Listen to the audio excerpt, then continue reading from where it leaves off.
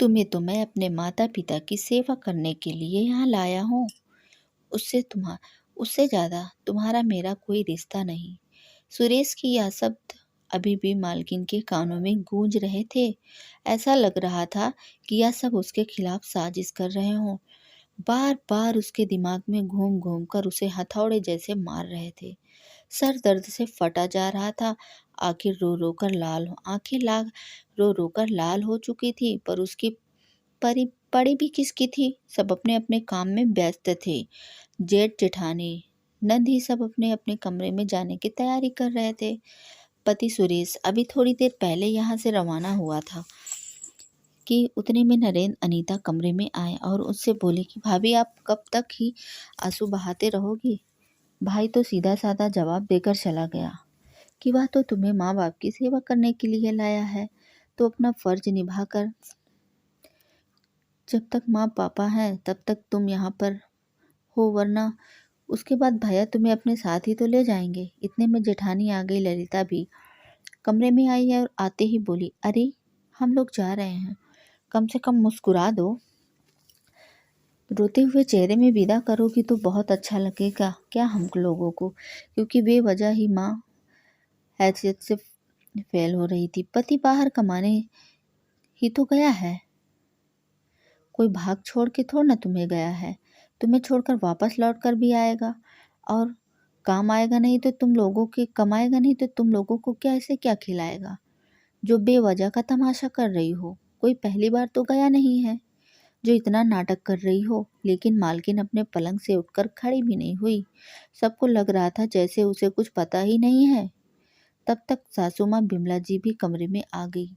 आते ही गुस्से से बोली, अरे ये क्या रोती हुई सूरत बना रखी है। अब पति कमाने भी नहीं जाएगा क्या। चुपचाप से उठा और इन दोनों को भी खुशी खुशी विदा कर दे। आखिर मालकिन नहीं उठी है। यह देखकर तीनों तमतमा पर आई हुई खुद ही बाहर आ गई। नंद और जेठानी तो अपना अपना सामान उठाकर अपने अपने पति के गाड़ी में जाकर बैठ गई। थोड़ी देर बाद दोनों कारों में वहां से रवाना होने की आवाज आई। इधर बिमला जी भी दरवाजे बंद करके कमरे में आई है और मालकिन को डांटना शुरू कर दी। क्या नाटक लगा रखा है। बहू, घर में बच्चे आए थे, तुमने उसे ठीक से बात तक नहीं की, और अब जब अजीब जिद कर रहा है तुम उसे गुस्से होकर बैठ गई कि पति के साथ जाना है। अरे पूरी जिंदगी उसी के साथ तो रहना है। तुझे कुछ दिन हमारी सेवा कर लेगी तो कुछ भी बिगड़ थोड़ा ना जाएगा। अब चुपचाप उठ और रसोई की साफ सफाई कर दे। पूरी रसोई बिखरी पड़ी है। आजकल की बहू तो सास ससुर की सेवा करने की आदत ही नहीं है। उन्हें बहुत रोना आता है। ना खुद सेवा करती है ना अपने पतियों को करने देती हैं। बस मुंह फुलाकर उठाकर कह देती हैं कि पति के साथ रहना है, जैसे पति के अलावा कोई है ही नहीं। परिवार तो जाए भाड़ में। इतनी भला से कहते रहती। बिमला जी अपने कमरे में बाहर बड़बड़ाते निकल आई। मालकिन वहीं पलंग पर बैठे बैठे बिमला जी की बड़बड़ाहट आंसुओं के साथ सुनती रही। 1 साल हो चुका था उसकी शादी को। घर से सबसे छोटे बेटे सुरेश की पत्नी बनकर आई थी। यह शादी सुरेश के पिता भवानी प्रसाद जी ने करवाई थी। अच्छा खासा रुतबा था उनका। पैसों से नहीं बल्कि नाम से जाना जाता था। पैसा इतना ही था कि उनके उच्च मध्यम वर्गीय कर सकते थे। उन्होंने अपने ईमानदारी से जिंदगी में नाम तो बहुत कमाया, पर उसके बच्चों को उनके हक कभी नहीं दी। कभी उनके मान सम्मान का उन्होंने कभी ध्यान ही नहीं रखा। बच्चे तो ऐसे ही थे। बड़ी बहू ललिता भी ऐसी ही थी, पर वह तो अपने पति के साथ दूसरे शहर में रहती थी। ऊपर से पत्नी बिमला जी किसी को कोई इज्जत नहीं करती थी। जो मुंह में आता वही बोल देती थी। मालकिन भवानी प्रसाद जी के दोस्त की बेटी थी, जो मध्यम वर्गीय परिवार से भी बिन माँ की बेटी होने के बावजूद भी उसमें पूरे संस्कार थे। परिवार को परिवार समझ के ही चलती थी, और उसकी यही आदत भवानी प्रसाद जी को बहुत पसंद आई थी। हालांकि मालकिन का नाम जो है ना वो प्रणाली है, लेकिन उसे प्यार से लोग मालकिन बुलाते हैं। प्रणाली को इस घर में कोई बहू बनकर नहीं लाना चाहता था, पर भवानी प्रसाद जी के सामने कोई कुछ बोल नहीं पाया, और प्रणाली इस घर की बहू बनकर आ गई, लेकिन अब भवानी प्रसाद जी के बिस्तर पकड़ने के बाद प्रणाली को कोई इज्जत भी नहीं दे रहा था। तानों की बौछार भी अब तेज हो चुकी थी, पर बिस्तर पर पड़े पड़े उसकी हालत देखकर उन्हें बहुत दुख होता था। इधर अपने कमरे में पड़े भवानी प्रसाद जी भी आंसू बहा रहे थे, लेकिन क्या ही कर सकते थे। परिवार वालों को तो मौका मिल चुका था अपने जवाब खोलने का। सचमुच उन्होंने तो अपनी मर्जी ठोककर प्रणाली से ही शादी करवा दी थी। 15,000 से होकर शादी न होकर प्रणाली की बर्बादी शुरू कर दी। और कुछ भी नहीं, क्योंकि नौकरी तो सुरेश इस शहर में भी कर सकता था, पर उसने जानबूझकर ट्रांसफर करवा लिया था। सुरेश वहाँ किसी और लड़की के साथ रिलेशनशिप में रहता था। उसका नाम रूही था और बहुत जल्द उससे शादी करना चाहता था, और इसी सिलसिले में वह यहाँ आया था। भवानी प्रसाद जैसे तो मिलने का सिर्फ बहाना था, इसलिए पूरा परिवार एक साथ यहाँ इकट्ठा हुआ था। पर जो भी बात हुई बंद कमरे में ही हुई। भवानी प्रसाद जी के सामने नहीं हो रही थी। कितनी अजीब वीरांगना है। फैसला भी उन्हीं के सामने हुआ था कि जब भवानी प्रसाद जी की मृत्यु हो जाएगी उसके बाद शादी होगी, नहीं तो दुनिया को बोलने का मौका मिल जाएगा। अगर और उससे भी बड़ा कारण था कि अभी तो फ्री की नर्स मिली हुई थी, पर प्रणाली चली जाती तो यह सेवा कौन करता। इसलिए भवानी प्रसाद जी ने प्रणाली को सुरेश के साथ जाने के लिए कहा। हालांकि उन्होंने इसका कारण नहीं बताया, नहीं तो प्रणाली को दुख होता, लेकिन प्रणाली तो यह बात सुन चुकी थी। जब वह लोग कमरे में बात कर रहे थे और प्रणाली चाय पकाने के लिए कमरे में आ गई, तब उसे यह बातें सुनाई दी थी। सुनकर उसे रोना तो बहुत आ रहा था, पर सामने आंसुओं को रोककर वह कमरे में आ गई थी। जानती थी कि सुरेश तो अपनाएगा नहीं मुझ पर भवानी प्रसाद जी के कारण। प्रणाली ने सुरेश के साथ जाने की जिद की थी, मगर भवानी प्रसाद ने अपने जीते जी कुछ न कुछ फैसला करके जाना चाहते थे, क्योंकि उन्हें यह पक्का विश्वास हो चुका था कि सुरेश प्रणाली को रखेगा नहीं, और उनके मरने के बाद प्रणाली बेसहारा हो जाने वाली थी, क्योंकि उसके पिता की मृत्यु हो गई थी। उसकी शादी के कुछ महीने बाद ही उसके पिता इस दुनिया से चले गए थे। इसलिए 2-3 दिन बाद उन्होंने प्रणाली को कहकर अपने किसी दोस्त के फ़ोन किया और उन्हें घर बुला लिया, लेकिन घर में किसी को भी पता नहीं था कि उन्होंने अपने दोस्त को भी बुलाया है। यहाँ तक कि प्रणाली को भी नहीं पता था। हालांकि उन्होंने प्रणाली से यह ज़रूर कहा था कि अपना हक बिल्कुल मत छोड़ना। तब प्रणाली को कुछ भी नहीं समझ में आ रहा था। 1 महीने बाद भवानी प्रसाद जी इस दुनिया से जा चुके थे। तब सारे परिवार वालों के लोग वापस इकट्ठा बैठकर सुरेश के साथ रूही भी आई थी। हालांकि रिश्तेदारों में उन्होंने अपने दोस्त बता रहे थे, उसकी पहचान कराई थी। तब सारा क्रियाक्रम हो रहा था। पूरा परिवार बाहर कमरे में एकांत था, एकत्रित होकर बैठा था। उसी समय प्रणाली रसोई में काम कर रही थी। तभी विमला जी ने प्रणाली को बुलाया। जब प्रणाली रसोई से निकलकर बाहर आई तो हमने सुरेश के कुछ पेपर्स उसके सामने रखे हुए कहा, देखो प्रणाली, मैं तुमसे पहले ही कह चुका हूँ कि मैं तुम्हें अपने माता पिता की सेवा करने के लिए मैं यहाँ लाया हूँ। इससे ज़्यादा मेरा कोई और तुम्हारे साथ रिश्ता नहीं। अब मैं तुम्हें किसी अंधेरे में नहीं रखना चाहता। तुम्हें यहाँ रहना है, आराम से रहो, क्योंकि तुम्हारा अपना कोई यहाँ घर नहीं है। तुम्हारा खर्चा भी हम उठा लेंगे। यहाँ रहकर मेरी माँ की सेवा करो। पर अब मैं रूही के साथ शादी कर रहा हूँ, इसलिए इन तलाक के पेपर्स पर साइन कर दो। प्रणाली ने यह सुनकर अक्का बक्का हो गई सी खड़ी की खड़ी रह गई। जानती थी कि यह होगा, लेकिन इतनी जल्दी होगा उसको उम्मीद नहीं थी। इतने में भवानी प्रसाद जी का दोस्त वहाँ एक वकील के साथ आ गया, तो वह सब लोगों को बातचीत का मुद्दा बदल दिया। वहाँ बैठते ही उसने पूछा कि पेपर्स कैसे हैं। वकील पेपर्स तो वकील को देते हुए बोले कि वसीयत भवानी प्रसाद जी ने बनवाई थी अभी 1 महीने पहले। वकील साहब जरा पढ़ दीजिए और भवानी प्रसाद जी को यह साइन भी दिखा दीजिए।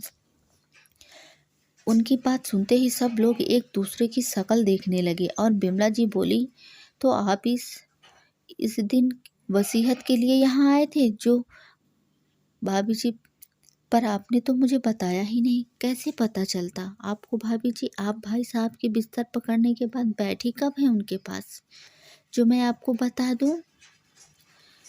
पास प्रणाली के अलावा तो और कोई उनसे बात तक करने उन पास नहीं जाता था। उसकी बात सुनकर बिमला दे ने मुंह बिगाड़ लिया, एकदम उसका मुंह बिगड़ गया। ठीक है, पढ़ो, वैसे भी जानती हूँ प्रॉपर्टी तो हम ही लोगों में बांटनी है। वकील साहब ने वसीयत खोली, सब लोगों के साथ था। उसे सुनते सबको तैयार हो गए। आखिरकार सब जानना चाहते थे सच कि उसमें क्या है, उनके हिस्से में कितना क्या आया है। तभी वकील साहब ने पढ़ना शुरू किया। मैं भवानी प्रसाद अपने पूरे होशो हवास में यह वसीयत तैयार कर रहा हूँ। इस वसीयत के अनुसार मैं अपने तीनों बच्चों को इस प्रॉपर्टी से बेदखल करता हूँ, क्योंकि जीते जी उन्होंने कभी भी मेरा मान सम्मान नहीं रखा। वही इसी प्रॉपर्टी के दो हिस्से होंगे। एक हिस्सा मेरी पत्नी विमला जी को दिया जाएगा, जिसमें वह अपने बुढ़ापे में अपने बच्चों पर मोहताज न हो, और दूसरा हिस्सा मेरी छोटी बहू प्रणाली के नाम कर रहा हूँ। उस बच्ची ने मेरे बच्चों से भी बढ़कर मेरी सेवा की है, तो वह इस हिस्से की पूरी हकदार है, पूर्णतः हकदार है। यह सुनकर सब लोग अक्का बक्का सा हो गए। अरे यह कैसे प्रॉपर्टी बेदखल इसे कर सकते हैं? पापा, हमें हक, उनके बच्चे हैं, हमारा पूरा हक है इस प्रॉपर्टी पर, हम कोर्ट में जाएंगे। ननंद अनीता दिल से मिलते हुए बोली, आपको कहीं भी जाना है आप लोग जाइए, वसीयत भवानी प्रसाद जी ने खुद बनाई है। कोई भी कोर्ट वसीयत के विरुद्ध जाकर आपको आपका हक नहीं दिलवा सकता। वकील ने कहा। वकील ने जरूर कागजात बिमला जी को दिया और कुछ जरूरी कागजात जो प्रणाली के नाम थे उन्हें अपने साथ लेकर रवाना हो गए, यह कहकर कि यह पेपर बाद में हम तुमसे ले लिया जाएगा, आपको कभी पेपर से नहीं दिया जाएगा। भवानी प्रसाद जी का हमसे यही अनुरोध था। उनके जाते हम घर में हंगामा शुरू हो गया। देखो, सेवा के बहाने प्रॉपर्टी अपने नाम करवा ली, इसने इतना बड़ा धोखा दिया हमारे साथ। जेठानी ललित बोली, क्यों रे, यही बातें करने जाती थी, बैठती थी तो उसके पास मेरे बच्चों का हक छीन रही है। शराफत से इसका हक वापस करा दे। तेरा इस घर पर प्रॉपर्टी में कोई हिस्सा नहीं है। विमला जी बोली, हाँ प्रणाली, वह प्रॉपर्टी तुम वापस करो और तलाक के पेपर पर साइन करो। बस बहुत हो गया, हम मानते हैं कि तुम्हारे पास कुछ नहीं है, इसलिए आपको ऑफर कर रही हूँ कि यहाँ रहकर माँ की सेवा कर रहा हूँ, यहाँ माँ की सेवा कर लेना, हम खर्चा तुम्हारा उठा लेंगे। सुरेश ने बड़ी बेशर्मी से कहा। आपकी बात सुनकर प्रणाली को गुस्सा आ गया। मैं तुमसे शादी की थी, तुम्हारी माँ की गोद नहीं लिया था। जो तुम यह बात कह रहे हो, और किस हक से कह रहे हो कि मेरे पास सब कुछ नहीं है? मेरे पास इस प्रॉपर्टी का आधा हिस्सा मौजूद है। पापा जी ने कहा भी था कि अपना हक बिल्कुल मत छोड़ना, तो तुम्हें उसे मैं बिल्कुल नहीं छोड़ूंगी। मैं अपना भला बुरा खुद देख लूँगी। अच्छा, तू यहाँ से मेरे बच्चों का हक लेकर जाना चाहती है? ऐसा तो मैं होने नहीं दूंगी। विमला जी बीच में ही बोली, क्यों माँ जी, बिन सेवा के मेवा चाहिए आपको? बच्चों को कभी अपने पिता का मान सम्मान तो किया नहीं। इन लोगों ने उन्हीं के सामने बैठकर उनके मौत की ही बात कर रहे थे। आपको क्या लगता है उस दिन आप लोगों से वह बंद कमरे में उनके सामने जो बातें हो रही थी मुझे सुनाई नहीं दी?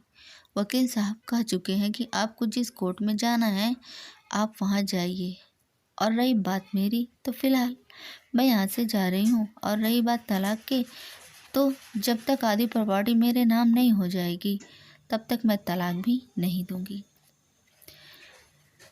कहकर प्रणाली उस घर से निकल गई। उसके इस रवैया में सब लोग हैरान रह गए। कहा तो सब उसे सीधी सादी गाय थी समझ रहे थे, और कहाँ वो इतनी तीस मार निकल गई। रखने के लिए वहां से निकलकर प्रणाली सीधे भवानी प्रसाद दी के दोस्त के यहाँ आई। कुछ दिन बाद प्रॉपर्टी का आधा हिस्सा उसे मिल गया। उसके बाद भी उसे तलाक के पेपर पर साइन किए, एक छोटा सा फ्लैट खरीदकर उसी में रहने लगी। साथ ही अब वह जब भी अपने करने लगी तो और आत्मसम्मान निर्भर हो चुकी थी। लेकिन यहाँ बिमला जी बिल्कुल अकेले रह रही थी, क्योंकि कोई भी बेटा उसकी जिम्मेदारी लेने को तैयार नहीं था। किसी ने सच ही कहा है, कर्मों का फल यही भुगतना होता है। फिर अंत में उस प्रणाली को ही साथ में, प्रणाली नहीं, उसे साथ में ही रख लिया। आखिरकार वह एक अच्छी बेटी भी थी, तभी तो अपनी सास को अपने साथ रख ली। इतना सब कुछ सहने के बाद भी उसने अपने साथ ही रखा। तो ये दोस्तों आपको कैसी लगी? अगर अच्छी लगी हो कहानी तो कमेंट में अपनी राय ज़रूर दें, क्योंकि इतना होने के बावजूद भी प्रणाली जैसी लड़की अपनी सास को अपने साथ रख ली, वरना कोई भी लड़की इतना अपमान सहने के बाद भी वह पीछे मुड़कर नहीं देखती। तो यह स्टोरी आपको कैसी लगी? आप ज़रूर एक बार राय दें कि आपको पसंद आई है या उसने ठीक किया या नहीं ठीक किया। ठीक है, thanks for watching this videos. धन्यवाद।